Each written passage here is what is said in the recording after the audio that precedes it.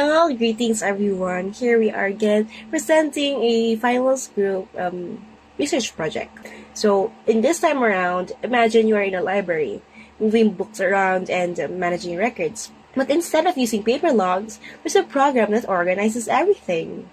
This is our library management system, and in this presentation, we will explain every part of the code, line by line, block by block.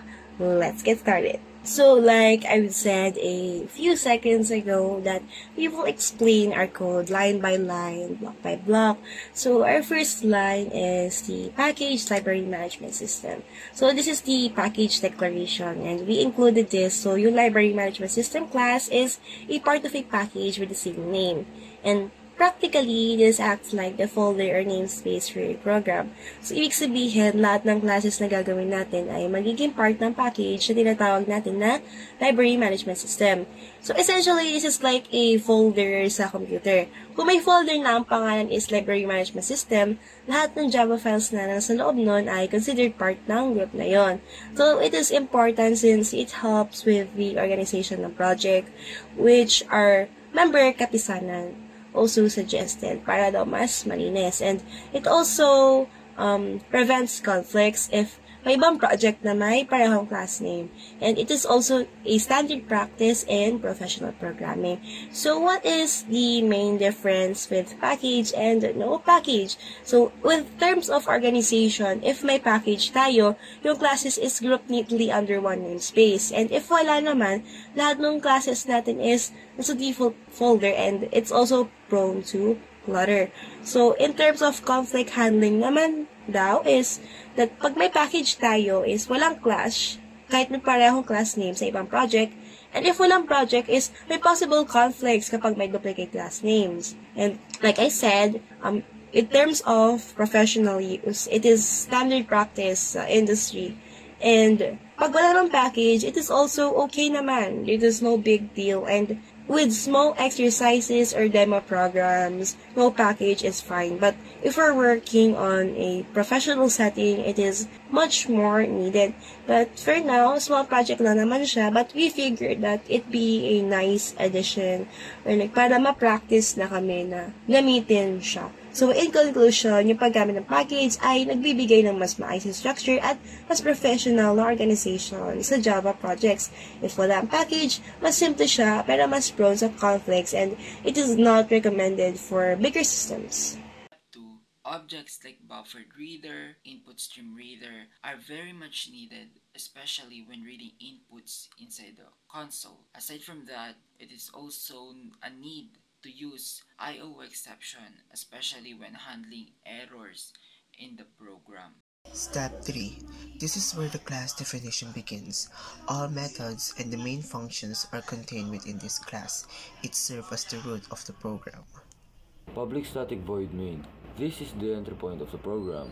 Throws I/O exception means that if there's an I/O error while reading input, the exception will be passed on. This is simpler than using a try-catch at the top level. Inside main, we first create a buffered reader object. Buffered reader read equals new buffered reader, new input stream reader, system.in. This will be used to get user input from the keyboard. Ngayon po ay dumako naman tayo sa block of code na ito na tumutukoy sa comment at array declaration ng ating library management system. Makikita natin dito na gumagamit tayo ng 2-dimensional arrays para i-store ang data ng ating system. Kaya mag-store ng hanggang 100 book entries. Bawat entry ay may 5 columns, ID, title, author, genre, at quantity. Parang table na may rows at columns kung saan ay ang bawat row ay isang libro or books. May parehong structures gaya ng books. Ginagamit ito para i-track kung aling mga libro ang currently per row. May status column para makita kung available pa or nasa borrower records. Mas maliit ang structure, may 3 columns lang, ID, title at borrower.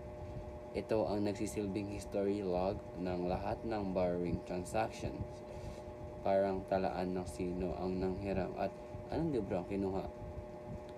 So, sa kabuuan, itong block ng code na ito ay nagpapakita kung paano ginagamit ang arrays para store ng maayos at matrack ang data ng ating library management system. May books arrays para sa lahat ng libro, may borrowed books array para sa kasalap inihiram, at may borrowed records array para sa history ng transactions. So, sa pamamagitan na ito ay nagiging organized at madaling i-manage ang ating system. For step 6, books counter tracks the number of books currently stored in a book array. It ensures that new entries are added at the correct position and prevents accessing initialized slots. Borrowed books counter keeps count of how many books have been borrowed. This helps manage the borrowed books array and ensures accurate tracking borrowed items. Borrow records counter records the total number of borrowing transactions. It is used to manage the borrow records array, storing details of each borrow actions. Choice holds the user's menu. Selection this variable determines which operations, example, view, books, borrow, and return, will be executed in the program. Is running controls the main loop of the program as long as is running is true. The program continues to display the menu and process user action settings. It to pause ends the program. Is borrowed a temporary flag used within the view books logic. It indicates whether a specific book is currently borrowed, helping the program display the current status of each. For step 7 will be preloading existing books, which there are 3 entries of. For each book, we set all 5 columns and then increment book counter. Example will be book counters 0 equals to book 001, which will be our ID. And then for the second counter will be the title, which is Harry Potter and the Sorcerer's Stone, and the number 2 will be J.K. Rowling, the author. For number 3 will be the genre, which is fantasy, and then number 4 is the stocks, which we have 5 of. And then at the end we have book counter increment. We do this so there's already some data available during the demo. Users don't have to add books immediately to test the program's features. Inside the loop, the program first calls the main menu method, which displays all the available options for the user. After showing the menu, the program enters a try block where it all reads the user input. So dito po mangyayari yung i-read niya po, i-store niya po yung in-enter po ni user. Then, it prints the equal sign and enter your choice. Then, it waits for the user to type something. Whatever the user enter is read as a string. And the program tries to convert it into an integer string. To do that po, gagamit po tayo dito ng choice equal integer that parse int, then parenthesis po, read line, parenthesis, then semicolon. This means that the program is expecting a valid number na po since kinonvert po natin siya into string or kinonvert po natin siya from string into an integer. However, if the user enters something that is not a number, like a letter or symbol, the conversion will fail po. Then, when that happens, the program throws a number format exception and an error message is displayed to let the user know that the input is invalid.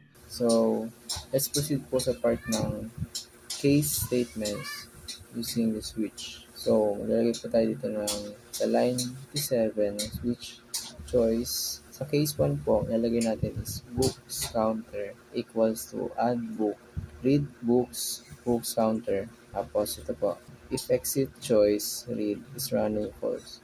So, ang mangyayari po rito, pag pinili nung user yung case 1, magdadirect po siya dun sa add book. And then, for the case 2 naman po, view books. Dito po, mag-view ni user yung mga nalagay niya doon sa add book, which come from to the case 1. So, ang case 2 po, for view books naman. While yung case 3, update book, which is read books counter. Well, dito naman po, bibigyan ng chance user na mag-update sa book na inad niya kanina. On the other hand naman po, sa case 4, vice versa ng case 3, dito naman, delete book. Dito po, i-allow si user na mag-delete ng book na in-update niya kanina or dinagdag. Sa case 5 naman po, which is yung borrowed books counter.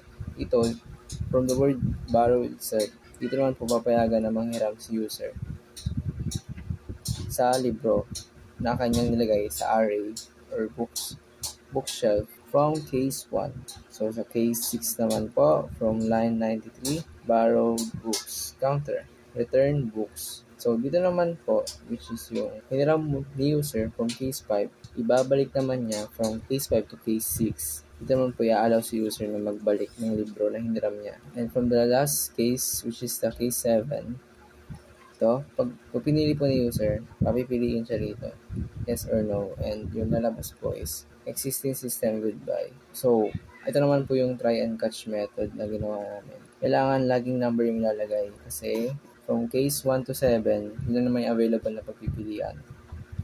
And also, in addition, kapag pumili po sila ng number na wala roon, lalabas po ron, this feature is not implemented yet. So, yun po ang wrap ng case, switch case.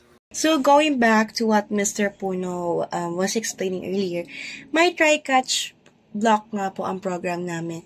And he already explained how the try part works. And now, let me explain the catch.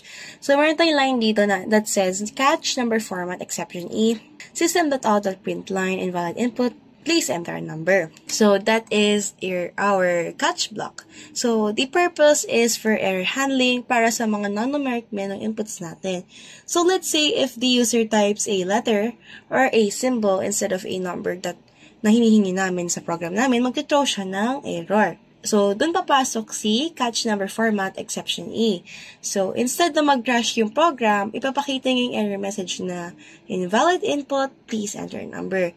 So, sa madaling salita, ito yung safety net ng program namin para hindi tumigil bigla kapag mali yung input. Then, pag lumabas yung error message, hindi agad matatapos yung program. It will keep on continuing until the user enters the right option, either a valid number or mag-exit siya. So, in this way, mas user-friendly yung system namin na hindi siya basta-basta nag-end kapag may maling input. So, in conclusion, this part just shows our error handling mechanism to protect the program against the invalid inputs. The main menu method is used in order to clean or to smoothen the loop inside the main loop, and it will simulate or it will generate the options for the user so that the user can easily see what are the features that the program has to offer. Now for the add book method. Public static int add book, and inside the parameters we have buffered reader read, string array books, and then books counter. And then we also have throws IO exception here outside the parameters. First, we check the full flow of add book. Check the capacity. If books counter is greater than or equal to 100, then the library is full. And we return books counter. If the library is full, no new book is added. Then we ask for book ID using the getRequired input method. We will tackle this later on. This will ensure that the input is not empty. Then we check for duplicate IDs by looping through existing books with a for loop. For int I equals 0, while I is less than books counter, increment I. And then we have an if statement here to check if a book, the entered book ID matches a book. Then if a book ID already exists, if the book ID already exists, then we will print out entered book ID already exists, and then we will return books counter. This will prevent duplicate book IDs. Purpose of the loop: the while true loops ensures the program repeatedly asks the user for the quantity of the book until the valid input is provided. User's prompt: system.out.print, enter the quantity of your book. This is a display message to the users requesting them to enter the number of copies of the book. And for the input handling, the book quantity equals read line is reads the user input as string and removes any leading of the trailing spaces. For the validation check, this is for the line 146. It is a book for this is a uses of a regular expression to check if the user's input is a single digit between just 0 and 9. For the storing the book quantity, this is for the line 147. This saves the valid quantity into the books array at the correct position. And breaking the loop for the line 148. This line is to end the loops once the valid quantity has been entered. And for the error message, this is the line For the line 151, informs the users whether their input is valid, prompting them to try again. After success, this is once a valid quantity is stored, the program should print your book has been added. That is the line 154. Then it executes return, which increments the counter and return the updated number of the book stored. The ViewBooks method is designed to show all the books in the library along with their details. It starts by checking if there's any books at all using book counter. If there aren't any, it prints no books available and stops. For each book, it assumes the book is not borrowed by setting is borrowed to false.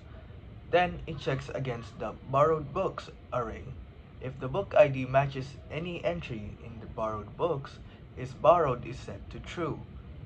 After this check, the method prints all books information, including ID, title, author, genre, and stocks. This ensures users can see which book exists, their details, and whether any are currently borrowed, making the library status clear and easy to follow. For step 17, public static void, update book, open parenthesis, buffered reader, read, string 2-dimensional array, book, int book counter, close parenthesis, throw IO exception. For number 1, if book counter is equals to 0, print no books available to update, and return. For number 2, loop prompting for book ID, trim, if empty, ask again. For number 3, search books for matching ID, open parenthesis, books bracket I bracket 0 is not equal to null, and books bracket I bracket 0 that equals to open parenthesis, books ID, close parenthesis. For number 4, if found, show current values and prompt for each field with instruction, leave blank to keep. Enter new title, leave blank to keep. Enter new author, leave blank to keep. Enter new genre, leave blank to keep. If user input not empty, update the corresponding books bracket I bracket star. For number 5, print update successful and return. If not found, print book ID does not exist and exit loop. We have the delete book method, which is responsible for removing a book from the system. The first thing the method does is to check whether there are any books stored. If the list is empty, it simply prints a message informing the user that there are no books available, and then it returns the current value of the book counter. If there are books, the program then asks the user to enter the book ID they want to delete. The input is validated to ensure that this is not empty. So now, itong part naman na ito ay tumutukoy paggamit ng add book function. Ang point lang naman nito ay ang input ay dumadaan sa get record input method. Ang role nito ay sinisigurado na hindi pwedeng blank ang entry. So kapag walang nilagay si user, magpo-prompt ulit ito hanggang maging valid ang input. So sa ganitong paraan ay nagiging data validation mechanism siya para sa ating system. In conclusion, ito ay nagpapakita kung paano i-store ang mga libro sa array at paano ginagamit ang get required input para maiwasan ang blank entries. Ito ay nag-i-ensure na ang ating library management system ay may complete at valid data sa bawat book record. So let's proceed po here sa line 294, which is the public static int borrow books. So included po dito yung paghihiram ng libro ng user sa system. So let's proceed po sa 296, which is yung if statement. Borrowed books counter is greater than or equals to 1. So it means na si user makapanghiram lang ng book for one book at a time. And mag-a-ask po si system kay user ng name. Lagay tayo ng if statement. Kapag empty, lalabas po system.out print line, name cannot be empty. So, magre-return na naman siya. So, lagay tayo ng loop dito sa 308. While loop is true, system.out.print ito. Enter the book ID of the book you want to borrow. So, may if statement na naman po rito. Kapag empty, syempre, run lang natin. Kapag empty po, tatanungin ni system, si user, hanggang sa mag-enter siya ng something.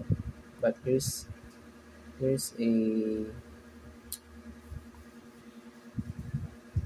ito po yung kapalit kapag nag-enter siya. Pag nag-enter po siya ng book ID na wala rin sa pagpipilian or naka-store, lalabas po, book ID does not exist. But kung tama naman po, of course, diretso tayo dito sa updating the record save. So, 345 line. Labas po doon yung book ID, title, and yung borrower name. So, going back po dito sa loop natin, sa 390 naman, set up tayo ng for loop. Int I is equals to 0, I is less than books counter, I++. So, yung if po rito is if I 0, negation is not equal to null, logical end, books I 0 that equals books ID. So, dito po, naglalagay tayo ng if statement na kapag nahanap, magtutuloy-tuloy yung program and mag-update. While on the other hand naman po, kapag yung stock natin is equals to 0, lalabas po sa system, this book has no available stock. And return na naman po tayo sa borrow books counter. So, after all of that, naka-initialize po yung borrow records from 329 into 340. So, dito po, run lang natin yung program. So, after po manghiram na user, ang lalabas is ID, title, and borrower. Kung i-check po natin dito sa view books, lalabas done yung ID, title, author, genre, stocks, tapos yung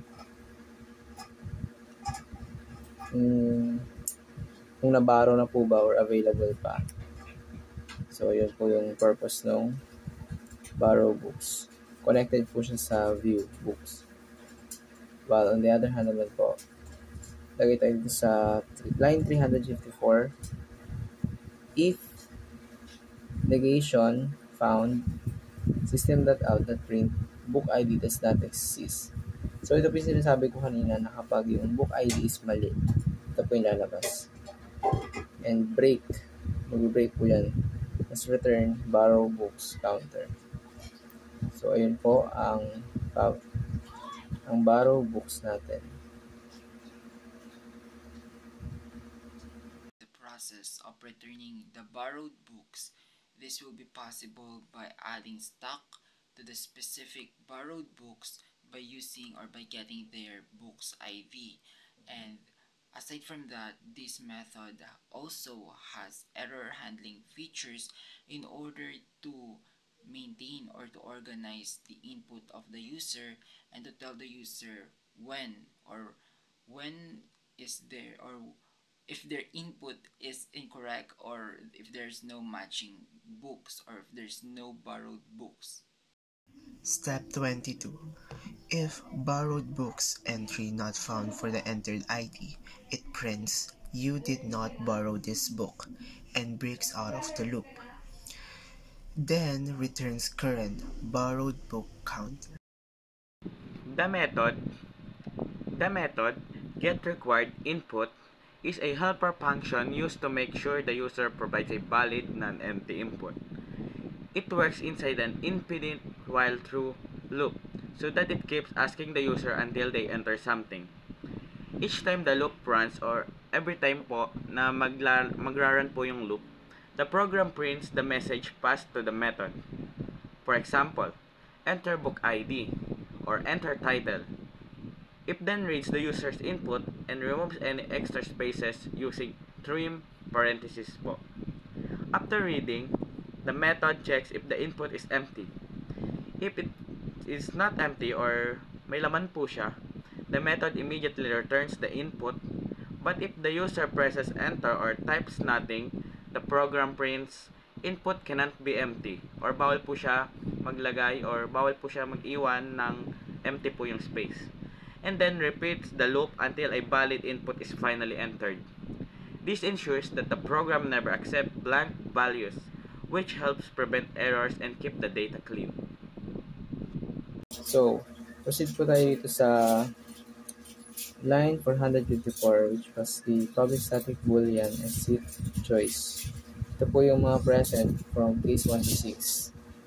Since ito po yung mag-aasa kanila after nilang gawin yung isang bagay doon sa case 1 to 6.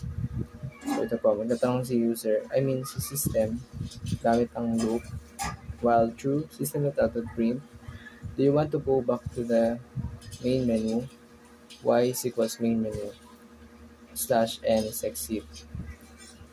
So dito naman po, string choice equals read line, trim to uppercase. Lagi po tayo ng statement dito, if statement. If choice that equals n, system.out.print line, exiting system, goodbye. Ito na po yung kapag pinili ni user yung n. Kasi tinatanong siya rito eh. Gusto niyo pa bang bumalik sa main menu? Kung nag-no, diretso exit na po siya. But, else if, kapag nag-y po siya, ibig sabihin yes. So, magtatanong po ulit siya dun from case 1 to 7. Else, kapag hindi naman po nag-enter si user ng y or n, iba po yung in-enter niya, invalid input, please enter y or n. Ito po yung kapag blanco or mali yung nilagay.